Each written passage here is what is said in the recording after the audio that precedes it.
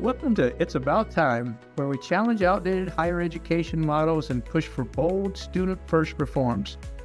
Today, we're joined by Paul LeBlanc, who served as president of Southern New Hampshire University for 20 years, leading its transformation from a small regional college to one of the largest and most innovative universities in the United States. He's a pioneer in competency-based education and has been recognized by Forbes magazine, Fast Company, and many others for his transformative work in higher education. He's here today to discuss how we can break free from traditional time-based models of education to better serve today's learners. Paul, thanks for joining us today for this conversation. You know, I've followed your illustrious career for quite some time and so impressed with the transformation you made. It truly made a difference in we were currently experiencing higher education, and I continue to believe that you'll continue making new changes and transformations as we move forward. So tell us a little bit what you're up to now. What are you working on now, and why are you excited about it? So first of all, David, thank you for having me. I'm honored to join you, and thank you for the very kind words. So I stepped down from my presidency at Southern Hampshire University back in June, and even before that had collaborated with my longtime friend George Siemens, who's very well known to many of your listeners as really, I think, one of the foremost thinkers in learning analytics and AI in education.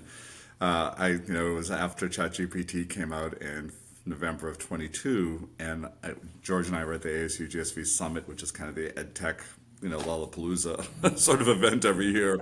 And we were having coffee, and we both are in the camp that thinks the whole world changed with that catalytic moment. AI has been around for a long time, but that's when it bursts on the scene, as you know.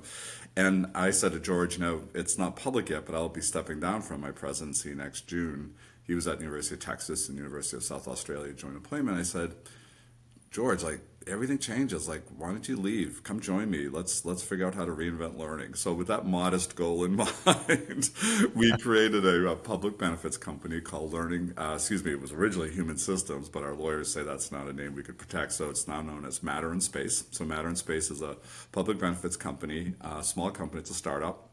SNHU gave us our initial capital, so we were funded for a little bit longer. And what we're trying to do is take a clean sheet of paper approach to the question of, if we were unconstrained with any assumptions about how learning takes place, how higher ed happens and works, if we could just have a clean sheet of paper approach, don't worry about accreditation, don't worry about Title IV, don't worry about the roles that we've traditionally associated with the task, how would we reinvent learning in the age of AI? How would we harness AI?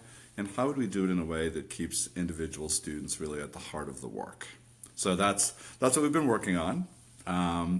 We built the team out. It's a small team of 15 full-time people and about 30 full-time contractors, engineers, back-end, front-end, UX designers, and so on. And we have our second prototype in hand. It's sort of an ugly baby, so as prototype should be. But we're learning a lot. And we're doing a ton of testing, and the testing has been fascinating. And I'm happy if you want to share with you what are the things we're learning. But I think it's a very powerful new way to deliver learning. Well, that's a very liberating project probably for you and everyone involved. Certainly something exciting for us to keep following. I agree with you. We're in a stage of transformation that will allow us to personalize in ways that we hadn't imagined before.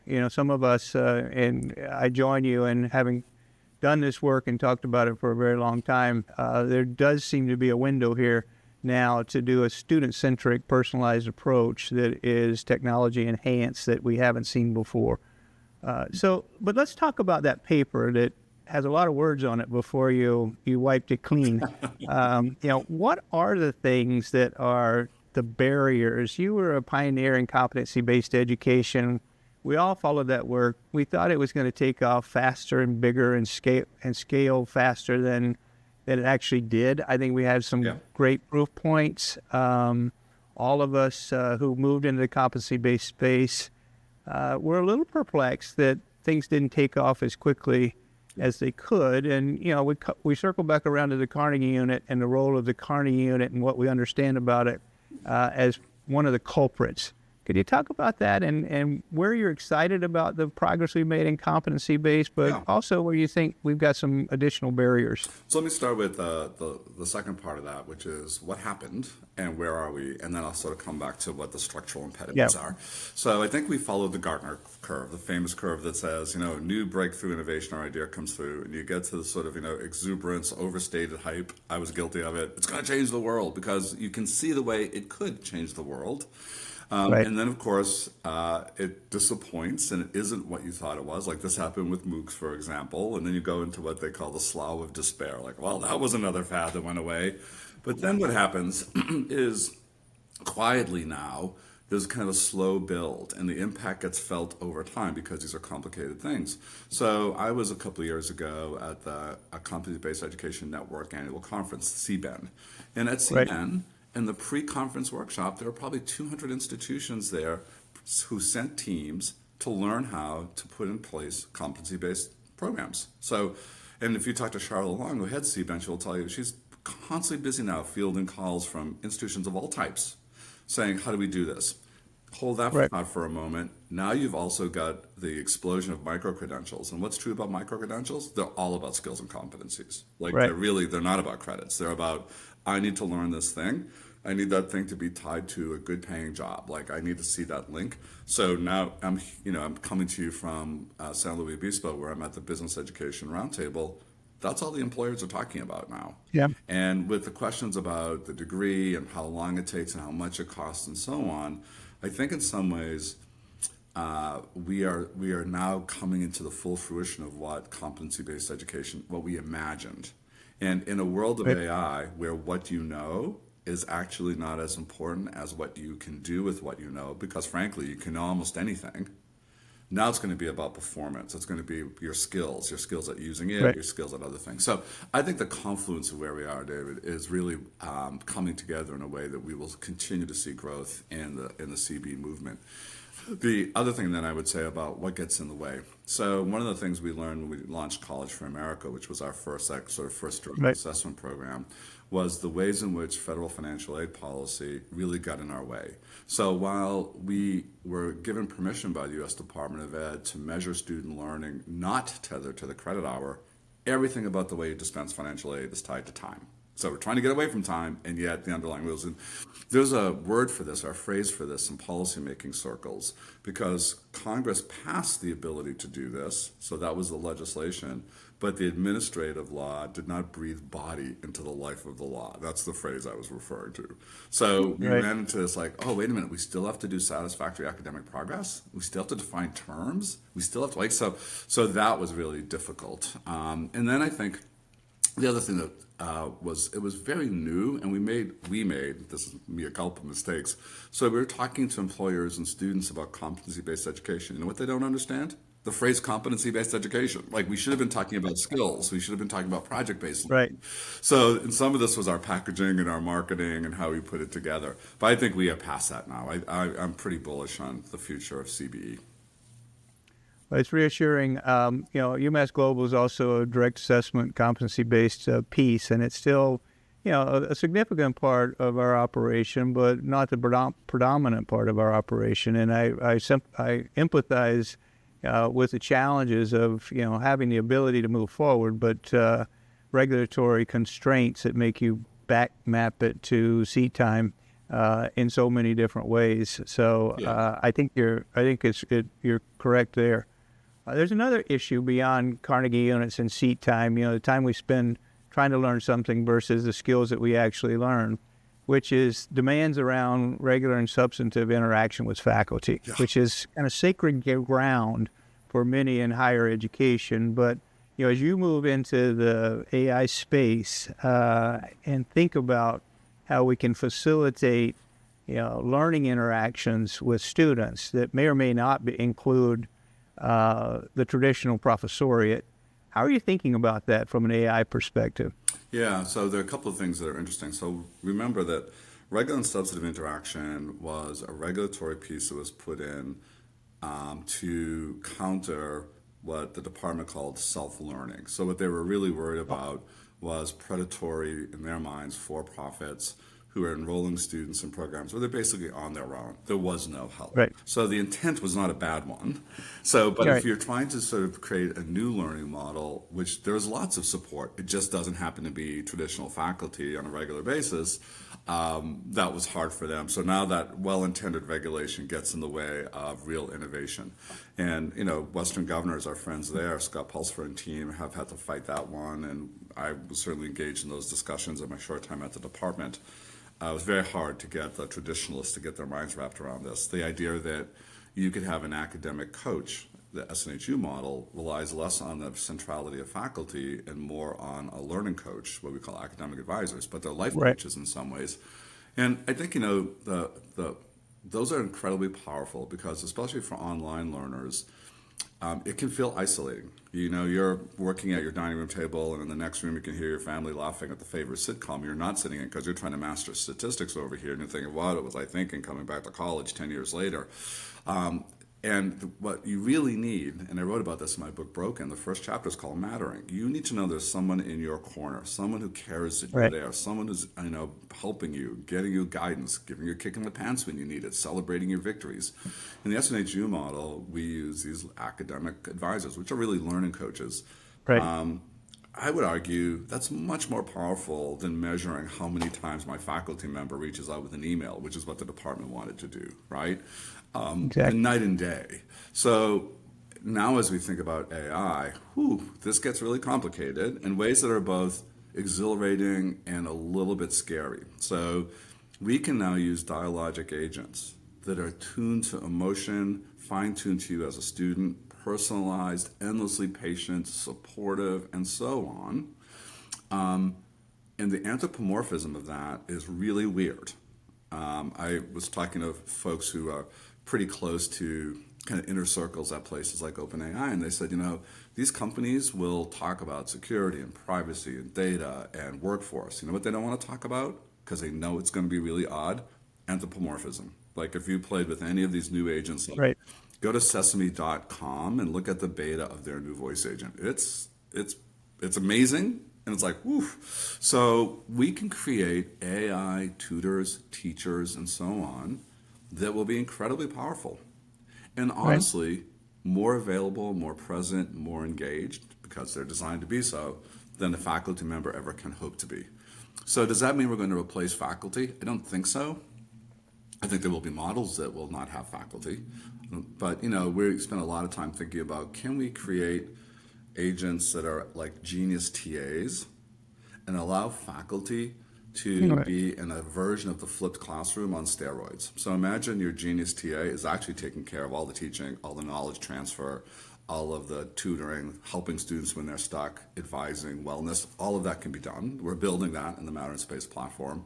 And that allows the faculty member, when he or she gathers her class together, to actually focus on community, human stuff, how those students are engaging with each other, enriching experiences, performance-based assessments where they're actually working on things together based on what they learned from their AI teacher, or AI tutor, if you will, TA. Those are models that I think we'll spend a lot of time thinking through this. I mean, I think there's going to be an enormous backlash to AI in these various applications. Hey, it's interesting to hear you talk about it because I've spent a lot of time, as you do, with other ed tech folks, squarely in the middle of what now has become traditional online delivery systems, LMSs, content, Cengage, content providers. Everyone's afraid to have this conversation because their customer base is, because of the reaction of their customer base. I believe that conversations are going to come quicker than most anticipate, and that it does have to include at least a dramatic change in the role of faculty, if not diminishing interaction with students that are on demand. To be honest, our faculty now are not having on-demand interactions with even a modest number of students. When we talk about on-demand interactions at scale, it has to be technology enhanced, and we have to have that conversation. But I'm glad to hear that you're moving in this direction. It's an exciting space, and how we move our faculty forward in this new role that they'll play in higher education is going to be critical. Totally agree, Let's David. let's go back to this competency-based hiring. You're currently at a conference with employers. One of the things that has come up over the years, and I've said it, is what we're waiting for in competency-based education is true competency-based hiring, or competency-based hiring that competes with traditional credentials in jobs that are not always entry-level jobs. How do you see that emerging in the conversations with employers? Is there a true shift in that space, or is it confined to entry-level positions and those things that are easier to track the skills necessary in order to be successful? It's insane. I think there are a lot of employers who talk a good game on this front, David, but actually don't change their practices. And our friend Ben Volodowski has written about this. If you take a look at skills-based hiring and micro-credentials, so I actually think the place where we're going to see skills and competencies get traction, and I think it's already happening, is actually less in the entry level and more on the upskilling. So when you look at who's earning micro-credentials, it's actually people already in the field. And everyone now is going to be faced with constant upskilling and reskilling, because I think the velocity of change in workforce is just accelerating. It's already pretty fast, right? So the shelf life of skills, let's say 2 years ago, was probably under 5 years, maybe 3 years. Maybe even faster, which is hard because it's just hard, right? It's hard on all of us as human beings to adapt that quickly. But I do think that that's where we're going to see the real traction. And so think about less about skills-based hiring and more about skills-based advancement. I need to move through my career, through my organization. We don't need X anymore because we're using AI for X. So what's my next thing? What do I need to do? I think the thing that's going to be harder for us, David, and is that I think we're going to see, I'm in the school that thinks we're going to see cataclysmic displacement of work by AI, especially in information age jobs. I mean, it's not released yet to the general public, but the last version of OpenAI's 3 Omni on performance test is now outperforming 99.5% of software engineers. Just think about that again for a second. It's outperforming 99.5% of all software engineers. So, Mark Zuckerberg came out 3-4 weeks ago and said Meta will need far fewer software engineers in the future. Well, those were jobs we thought were like unassailable. We live in the digital age. And I think a lot of, accounting, finance, there are a lot of white-collar professions in which AI will do to white-collar jobs what I think, automation did to blue-collar jobs. So when we think about that, how does workforce change, adjust? Where do humans do work? And, I get accused of being sort of a little extreme in this position, but we are now confronted with living alongside an intelligence that is greater than ours in some kinds of work, like predictive intelligence. If you think about what a physician does, it's all about prediction. A diagnosis is a prediction of what I think is wrong with you and will confirm with testing. And prognosis is a prediction of how I think this will play out. And a treatment plan is a prediction of what I think will work best. AI is already, arguably, soon to be better than human beings at that. And there's evidence now that if you put a human in, a doctor back in the loop, a human in the loop, which people love to say, it actually degrades the results. Exactly. So how do you think, if you're, let's just stay with that example for a moment. If you're a university with a medical school, how do you have to rethink healthcare? Will we have doctors in the same way that we do today? Will doctors be researchers, superpowered now with AI? Because the story for researchers is amazing, but you and I are talking about teaching. So I think we have we're gonna go through a pretty challenging time, I think, as we watch this ripple through. The largest bank in Singapore 2 weeks ago laid off 4,000 people, replaced with AI. The softening in the job market for tech, I think, is an indication. Now you can talk to folks who like, oh, we need 800,000 data scientists, like we do for now. I do have a more optimistic view on this, by the way, if we don't want to leave your listeners with such a depressing case study. No, I think it's a perfect conversation. And I would add to it on the medical front. I actually changed positions, and my first shock was that he could see me the next day, and a new physician. And when I got in there, he said, "Can I record?" First of all, I'd done all the tests and blood work, and he said, "Can I use AI to capture my notes?" it's the first time, by the time I left the appointment, it's the first time that I had ever seen that level of notes from a physician. And it was the first time I'd ever understood at a level that made me confident that they were having a prognosis and actually some intervention suggestions that I could understand and act on, all within the time it took me to get to the car from leaving the So appointment. it's a beautiful example, David. And let's stay with it for a moment, because if you stay with that example of when AI is doing more of the technical work that we train and spend so much money and time to train doctors to do, if AI can do that and do it as quickly as you just described, your doctor now is not looking at a laptop typing notes. He's looking at you. He's talking to you, right? He's talking to me. And if you think about Chris Deedy's work at Harvard, he makes this distinction between the predictive power of AI and the wisdom and judgment of humans. So if AI is doing all that traditional work of doctors, maybe we finally will get from doctors what we always crave, which is that actually know us as human beings. They connect with us, they understand us. And imagine then the future in which you are seeing your caregiver, you get all this stuff from AI, it's pretty clear, and the doctor now says to me, hey, Paul, this is a pretty tough diagnosis. Let's talk about the conversation you're going to have with your family tonight. Tell me about your care, your sort of support system.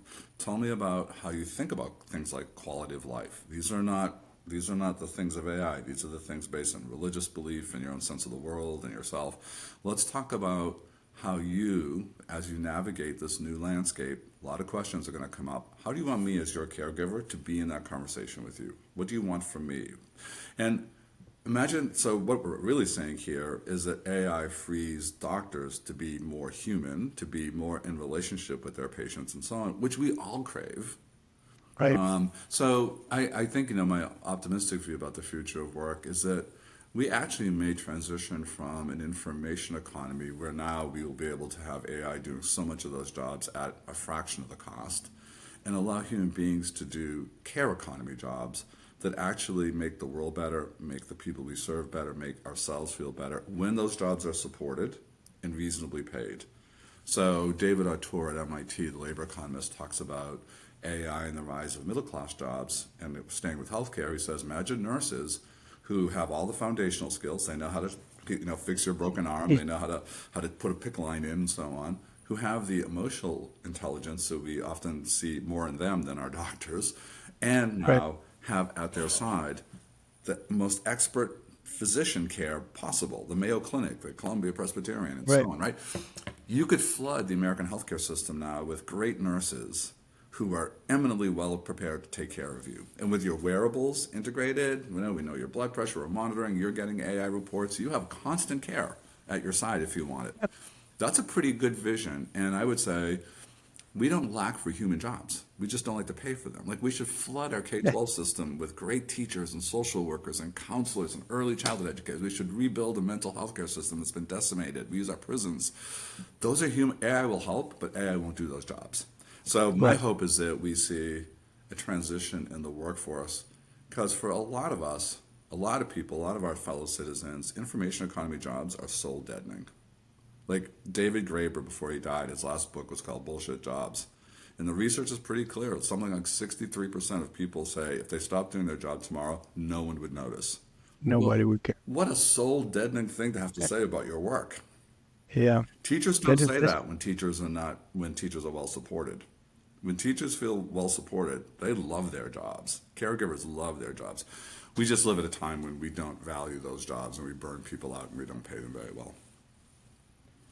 So we've had a significant conversation. One of the things we haven't brought up, which is interesting in this conversation, is the role of universities in this shift, and whether that changes dramatically. Are we capable as institutions to change in the magnitude that's going to become necessary? We talked a bit about professors and their role, but the institution as a whole, is there a role, and what is that changing role for universities? Yeah, boy, it is a tough, thorny challenge for universities, and it's multifold. So one, even if we weren't talking about all of the world of AI, et cetera, universities are under assault. Like, we've never seen anything quite like this. So we have a creeping authoritarianism of our current government. And we see the punishment that's being meted out to universities. So you've got that. You've got demographic cliff. You've got broken business model. So, how was the play, Mrs. Lincoln? It was pretty messy before we even get to AI. Now we sort of layer AI in, and you think about what has always been true of our industry, which is very slow to change, and can it keep pace with the speed of change that is underway right now, with the what's possible and so on. That's one. Two, I do think that we're going to be asking faculty to make a fundamental change in their role. They're going to go from knowledge transfer, which is how a lot of faculty still think about it, and they are often quite talented at it. They get up in front of the stage and perform, and right. But Right. if AI can do knowledge transfer better and at a fraction of the cost with all of your expertise, remember David Artur's idea: expertise becomes available and cheap. So what's left to you? I would say the thing that the best teachers have always done. Like, I can name the 3 teachers who changed my life. It wasn't because they were great teachers. It was because they knew me, we had a relationship, they cared about me, they challenged me to perform better, and so on. So that's a big change, because a lot of our faculty did not get in the business to have that kind of sort of role. Relationship. And Yeah. then there's the challenge of our portfolio. What if you believe that jobs are going to change dramatically, as I do, and majors are designed to serve jobs by and large? What majors are you going to offer? Like, would you make a bet on accounting? If you're Bentley College, Bentley University with a huge accounting program, what does the future of that program look like? Because I don't think we're going to have 20% of the accountants that we have in the world today. That's my point. It'll be a while, right? Because there's going to be huge backlash and regulatory backlash and so on. Though not much regulatory, at least in the next 4 years. So I think there's that challenge. And then there's a sort of larger challenge, which is almost an existential one, which is, in a world that's is so utterly transforming, there's the existential question of what is the role of the university if epistemological questions are no longer the only thing we think about. We don't just think about knowledge anymore. In fact, we probably think more about ontological questions of being and so on. Right. So there's an invitation, for example, for the humanities to be absolutely reinvigorated. I was giving a version of this conversation. I was doing this talk in Peru to 300 chancellors and presidents of Latin American universities, and many of them are Catholic. The Catholic university Right. is quite prominent in Latin America, as you know. And I looked at the priest and I was like, "This is your time, guys. Like, we're finally getting to the questions you guys care about. Like, what does it mean to be human? Right. What does it mean to, what is our philosophical stance on our role in the world and why we're here and so on?" And these, I think, are the questions that we are going to be invited to revisit. I don't think the humanities can answer those the way they're constituted today. But if you think about what AI is good at and what humans are good at, we're going to have to focus on the things we're good at: empathy, sense-making, creativity, navigating the other, building community. Those are skills that are associated, if I can call them skills, that are associated with the humanities. And I think the humanities constituted today they don't do as good a job as they need to, but there's an invitation to rethink the role. So I think that's a pretty exciting part. But to your question, I just gave you a long list. Can universities manage all of that with all of the resistance we'll get to change and so on? I don't know. And it's quite likely that the competition that unseats us, or at least forces us to change faster, is not the competition that we historically look to. Most universities look to their peers, who's coming this way, who's coming that way. This is going to be the provider you never saw coming. Yeah. That's a great observation. I made a mistake with my faculty years ago in trying to describe nimble and the process of being nimble, which didn't go over well in the institution. So it's not something we gravitate towards. So I appreciate it. I'm very optimistic about the future, so excited about your work and the others that are moving us in this direction. It is clearly focused on a more student-centric, accessible form of education. I think access is part of what we're looking for. Lower cost, easier, better, cheaper. We don't like to talk about easier when we talk about learning, but we should be embracing that as we move forward. And I think kind of ease, right, David? It's not that like some things are hard, but we ought not to make we ought not to add to the things that make it hard. Like, Right. we ought to sort of Oh, be, yeah. exactly, exactly. The goal shouldn't be to make it harder than it already is. And so, that's the place where I think we're going to focus. I assume you're optimistic about the future and the role of AI. Do you have any closing thoughts about that? Well, I have the sort of David Stockdale version of was it David Stockdale, the famous admiral that Jim Collins talks about in Good to Great, which is he always said when he was he was the longest serving prisoner of war during the Vietnam War, that the guys who were so optimistic they would go to get out the next day were the ones that perished, but the ones who absolutely firmly believed that they would get out and survive, but tomorrow would be tough, they're the ones that survived. And I think we have some tough days ahead. But do I believe we can get this right? Absolutely. Do I believe that what we're building is incredibly exciting? Absolutely. Will we see it misused? Will we see disaster? Probably, because it's always happened. So, I think online education is an incredibly positive thing in the landscape of education. We had to survive some bad players. We had to survive a period when when nonprofits looked down their nose at it. And look at some of the for-profits were great, but a lot of them were not. So we got past that, right? And now you take a look at who the dominant players are. It's the UMass Globals, SNHUs, WGUs, University of Maryland Global Campus. These are all nonprofits. We've taken that space back and we've made it much, much better. So I think we have some hard times ahead of us. But I do think we'll get through them. I absolutely believe that. And that's okay. Like, it's in hard times that we do our best work sometimes. And great sailors are not made on calm waters. So I do feel pretty optimistic about it, and I don't want to sugarcoat some of the challenges. And look, I feel for people who will be displaced. I think it's really hard, and we got to be better at taking care of them and helping them transition and find what's next. That's not something historically in our society we've done very well at. We need to do better. Well, thank you so much. This series it's about time, and I know your time is incredibly valuable, and thank you for sharing some of it with us today. Wonderful conversation. Thank you. My pleasure, David. It's really great to be with you. Thank you so much for having me. Well, that's it for today. But the conversation doesn't stop here. If we want real change in higher education, we have to rethink the way we measure success. Please share this episode and stay tuned for more bold ideas and candid conversations on It's About Time.